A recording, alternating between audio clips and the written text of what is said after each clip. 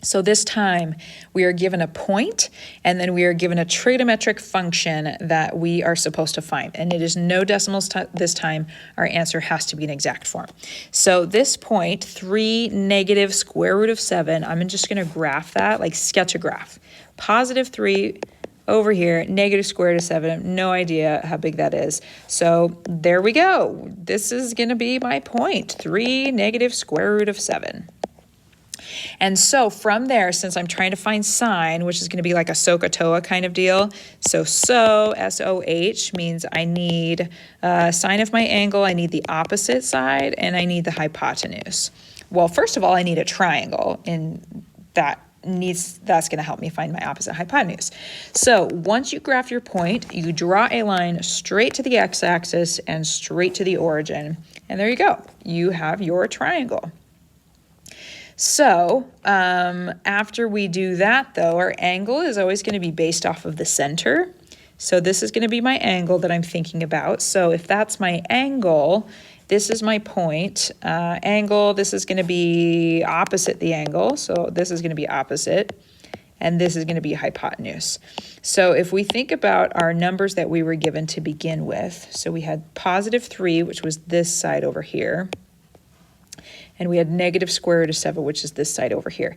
And since it is on a graph, we do need to keep the negative. Okay, so we have our opposite, which is great. Even if that's as far as you can go, like just put that down as your answer. So sine of our angle is opposite, which is negative square root of 7 over something. Even if you can just fill that out, just fill that out. But to find the opposite, we have a right triangle, we have 2 of the sides, so we just have to use Pythagorean theorem to find our c-squared, find our hypotenuse. So we have 3 squared and, square root of 7. We have 3 squared plus, please use parentheses. This is not going to work if you're not going to use parentheses, so make sure you use it.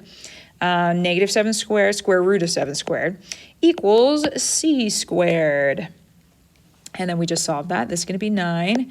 This is going to end up being a positive, and if we didn't use the parentheses, it would turn out negative, but it needs to be positive because negative times negative equals a positive. And so we have 16 equals c squared. We square root both sides.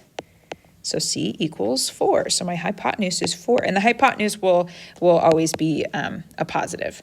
So the x value is positive because we go to the right. The y value is negative because we go down. So it really just depends on what quadrant you're in. But the hypotenuse will always be positive. So there we go. We found the hypotenuse. Dun, dun, dun, dun. So we can just fill that in over here. And there we go. That's it. We don't have to solve for the angle. We just needed to find the sine of the angle. That's all they asked for was the trigonometric function. So graph it, draw your triangle to the x-axis and to the origin.